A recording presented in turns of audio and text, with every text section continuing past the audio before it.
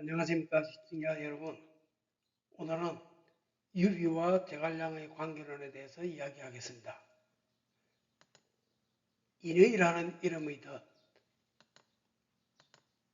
삼국지 유비와 제갈량의 관계론인 숭고한 의리와 인간적 고뇌입니다.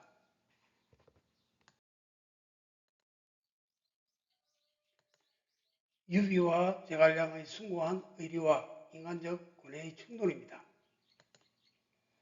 단순한 주공관계를 넘어선 숭고한 신뢰와 의리의 시작이지요.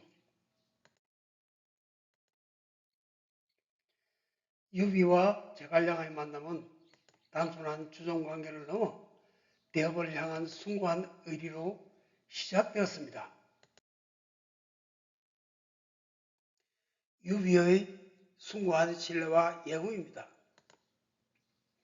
상고초려의 정신은 유비는 제갈량을 단순한 책사가 아닌 스승으로 예우하여 대업을 위한 모든 것을 맡기기로 결단했습니다. 절대적 권한부여로는 관우와 장비조차 제어할 수 있는 권한을 부여할 만큼 유비 사병제의 의리를 뛰어넘는 수준의 신뢰를 보여주었습니다. 인생공학적 가치로는 초기 두 사람의 관계는 목적 달성을 위한 완벽한 시스템의 구축을 의미했습니다. 유비는 제갈량을 단순히 책사로 대화한 것이 아니라 스승으로 예우했으며 관우와 장비조차 제어할 수 있는 권한을 부여할 만큼 절대적인 신뢰를 보였습니다. 이는 초기 두 사람 사이의 관계가 유비 사병자의 의리를 뛰어넘는 수준이었음을 보여줍니다. 이러한 난제를 기반으로 하여 당시 역사의 과정을 재정리해보면서 현대적 사례담을 여러 각도로 비교 제시하면서 정작 우리의 삶은 어떤 방향으로 풀어가야 할지를 인생공학도의 논리로 고민하여 봅니다. 서투른 인의라는 리더의 고집이 초래한 공정의료라는 전략적인 예견과 감정적 판단의 충돌입니다. 서투른 인의가 초래한 리더의 고집과 공정의료이지요. 제갈량은 형주 통치와 비난길 등에서 정확한 전략적이고 명확한 정수를 제시했습니다. 그러나 유비는 이를 감정에 치우친 명분과 개인적 고집으로 거부하며 제갈량의 예견을 무시하는 오류를 반복했습니다. 첫 번째 오류, 형주 통치의 거부였습니다. 미완의 인의와 고집입니다. 제갈량은 형주를 취하지 않으면 조조에게 빼앗길 것을 정확히 예견하고 정수를 제시했습니다. 하지만 유비는 성숙하지 못한 인의를 앞세워 이를 거부했습니다. 이는 리더의 일방적이고 감정적인 편향이 시작된 지점이었습니다.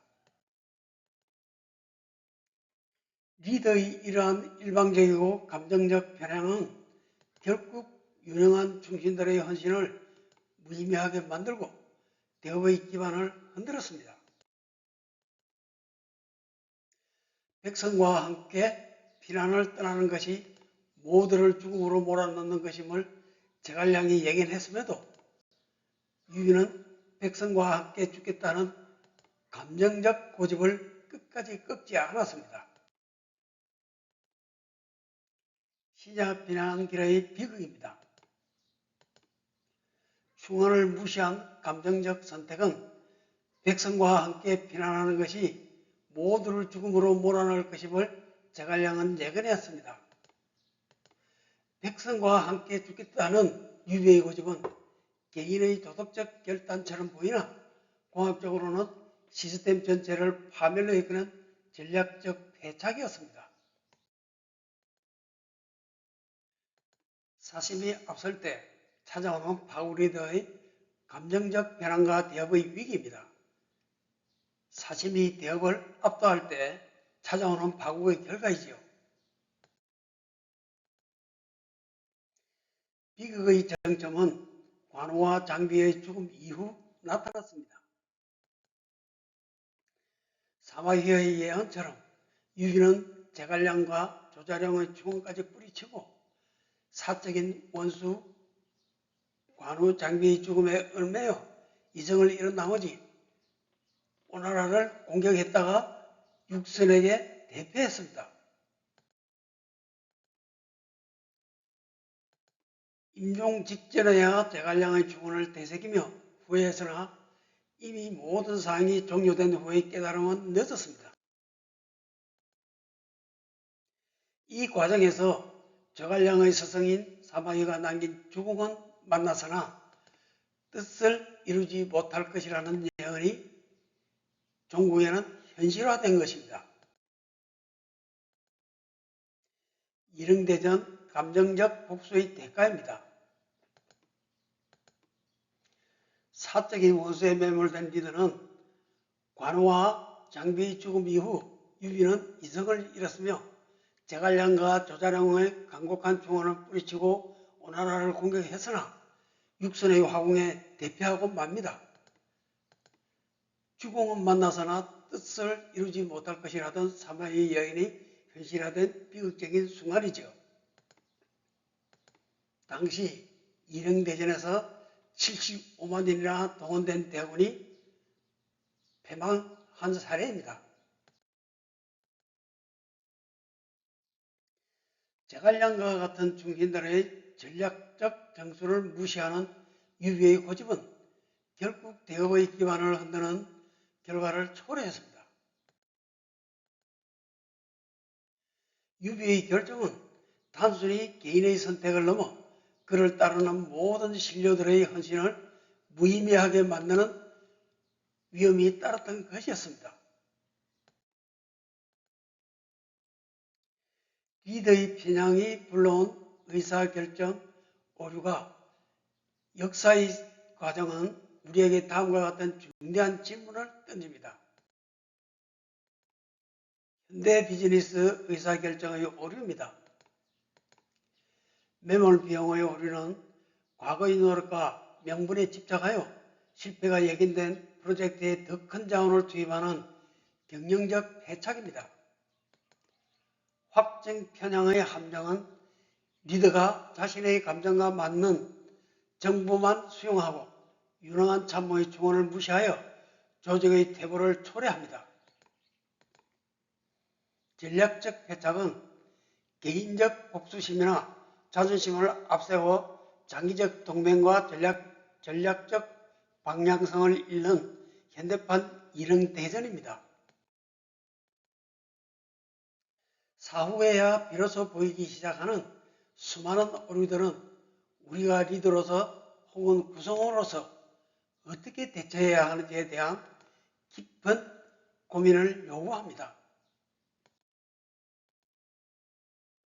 한순간의 이성을 잃은 판단이 얼마나 거대한 결과를 초래하는지, 그리고 대의와 인간적 감정 사이에서 우리는 어떤 균형을 잡아야 하는지 성찰해야 합니다. 기업 경영에서 이미 많은 자본과 노력을 투입한 프로젝트가 실패할 조짐이 보임에도 불구하고 이를 포기하지 못하고 더 큰 자금을 투입하여 결국 기업 전체를 위기로 몰아넣는 사례입니다.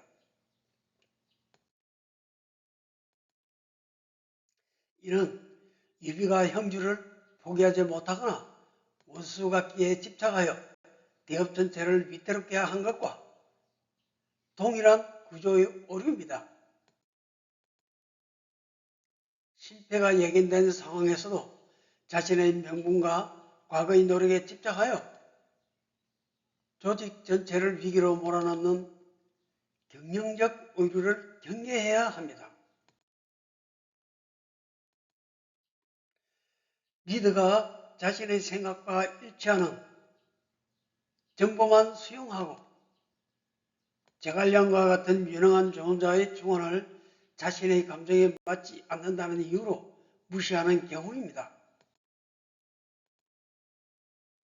이는 현대 조직에서 리더가 예스맨들만 곁에 두어 조직의 혁신을 제어하고 결국 퇴보를 초래하는 전형적인 과정입니다. 개인적인 감정을 앞세워 장기적인 전략을 완전히 무너뜨리는 사례입니다. 현대의 비즈니스 현장에서 경쟁사와의 파트너십을 사적인 악감정이나 자존심 문제로 파괴하여 시장 점유율을 잃고 도태되는 기업들의 모습이 이에 해당됩니다. 현대 비즈니스의 환경에서도 가장 치명적인 패착입니다. 초기 유비와 제갈량은 유비 사명자보다 깊은 의리와 신뢰로 맺어졌으나 리더인 유비가 자신의 감정적 고집과 성숙하지 못한 인내를 앞세우면서 그 관계의 본질이 흔들리기 시작합니다. 제갈량은 형주 문제나 비난길 등에서 상황을 정확히 예견해서나 유비는 이를 무시하고 독단적인 결정을 내렸습니다. 결과적으로 이는 유능한 인재들의 헌신을 무의미하게 만들고 대업을 위기로 몰아내는 결과를 초래했습니다. 관우와 장비의 죽음 이후 유비가 이성을 잃고 오나라 공격을 감행함으로써 제갈량의 증언을 끝까지 거부했던 행동은 결국 유비 자신에게 파국적인 결과를 가져왔으며 죽음에 이르러서야 비로소 후회하는 비극적 서사가 완성됩니다. 이러한 역사적 과정 속에서 발생한 오류들을 냉철하게 재정리하고 이를 인생과학도의 시작에서 현대적 삶에 대해 어떤 방향으로 나아가야 할지 고민하는 것이 이번 영상의 핵심 목표라고 생각했습니다. 초기 유비와 제갈량의 관계는 유비 사명제보다 더 깊은 유대감을 형성하고 있었습니다.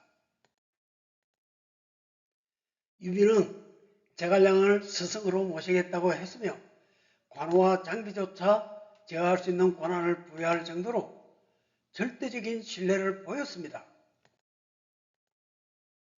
그러나 유비는 제갈량이 형주 통치나 신야 비난 등에서 상황을 정확히 예견했음에도 불구하고 자신의 성숙하지 못한 인애와 고집을 앞세워 그 증언을 거절했습니다.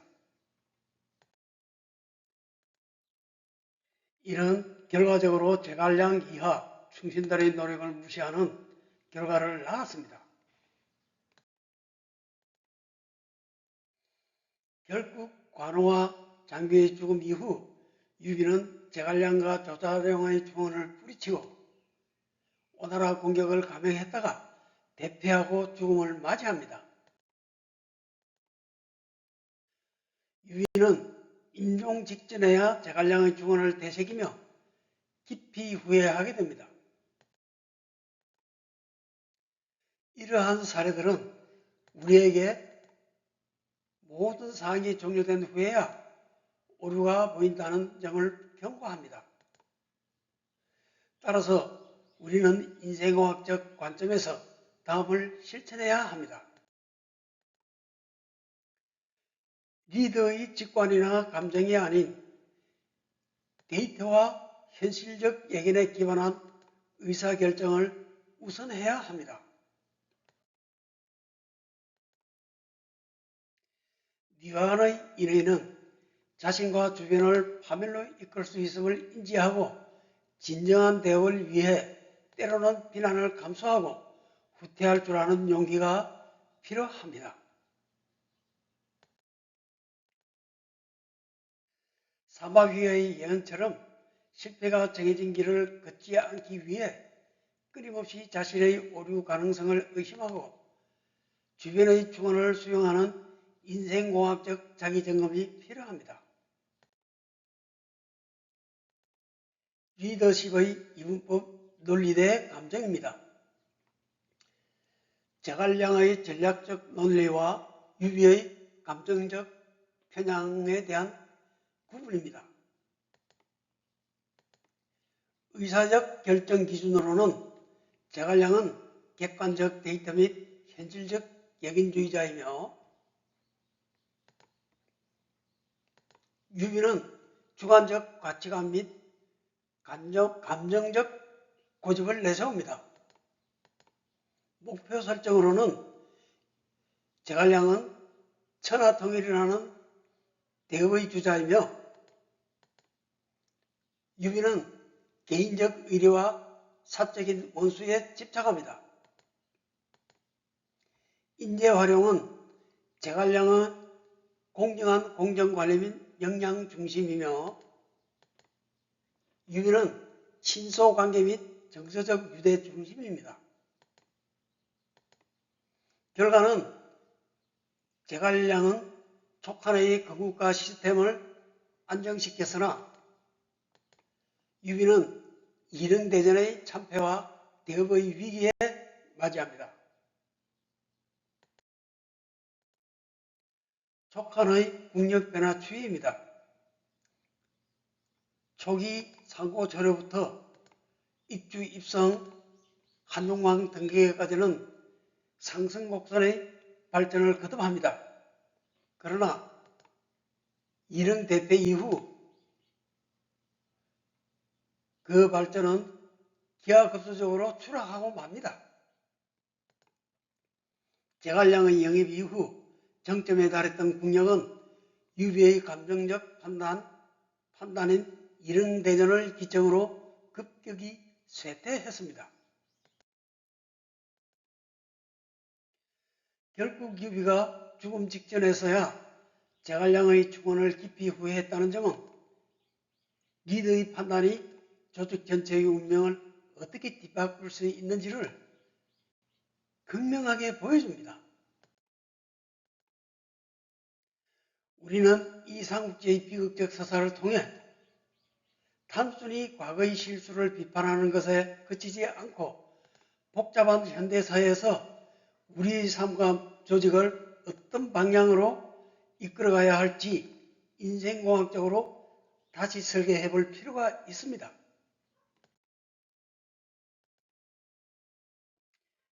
이러한 상황 속에서 유비와 제갈량의 관계가 경제성이 뛰어들어 의리를 갈라놓는 일과 같은 비극적인 결과로 이어지지 않기 위해서는 어떤 리더십의 원칙이 가장 중요하다고 생각하시나요? 현대의 복잡한 사회에서 우리는 대화와 감정 사이의 균형을 어떻게 잡아야 할까요? 데이터 기반의 객관적 판단과 피드백 루프의 구축이 필요합니다. 제갈량의 지혜를 빌려 우리의 삶을 다시 설계해야 합니다. 지금까지 75세 인생공학도의 반성문이었습니다. 여러분의 지혜로운 삶을 기원합니다. 감사합니다.